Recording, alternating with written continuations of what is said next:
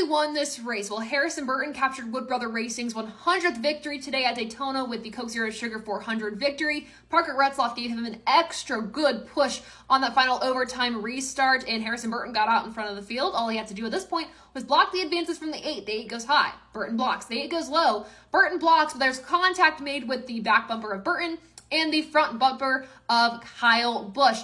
That push and that contact in NASCAR's eyes forced him below that yellow line. Also, typically when you see an infraction for that yellow line rule, a driver is using it to advance this position since he was the lead car. There is no advancement of position to be made, but ultimately in NASCAR's eyes, he was forced below that yellow line by that contact from Busch, and they deemed it a fair race. Harrison Burton was your winner of the Coke Zero Sugar 400.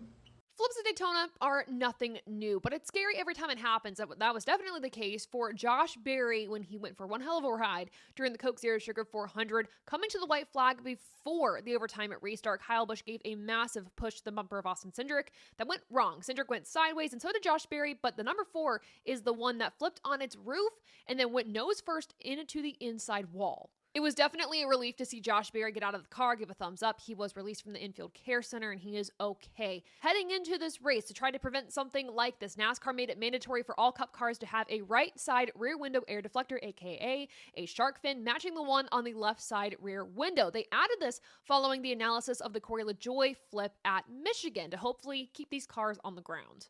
Obviously, the number 4 went airborne, but we did see instances where Cindric and even Eric Jones, who was involved in that incident, almost got airborne, but did not, which was a positive. We also saw moments before that in a separate incident with 9 to go where Michael McDowell was leading that high line with Cindric and Berry behind. Berry gave Cindric a massive push. That momentum could not be controlled by the number 2 car.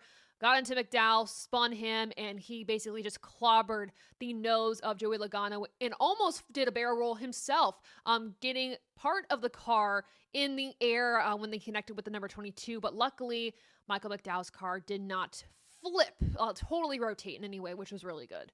After this weekend, NASCAR is only taking one car back to the R&D center, and that is the number 4 for further evaluation following that really scary flip. Here's the thing, though, that we all know, we all recognize, but I feel like I have to reiterate.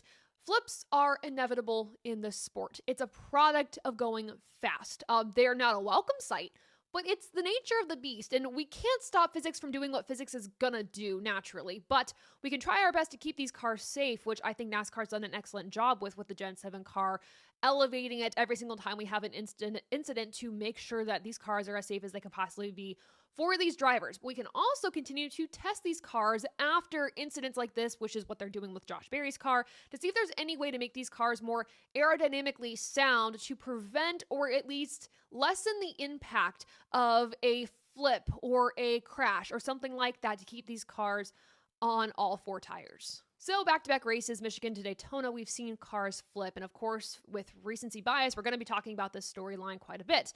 I would also argue that it is just alone, the frequency in which we're seeing these Gen 7 cars flip is causing the alarm. Many people have pointed to the underbody of these cars as potentially being the culprit as to why they're getting airborne so quickly, because it's a solid underbody, really. There's nowhere for the air to escape, so they're going to get airborne kind of like a kite lifting off the ground. That's what I equate it to. With all that said, NASCAR is going to study the number 4 to see if there's any changes that can be made, but yeah, scary incident for Josh Berry going on his roof and going nose first into the barrier.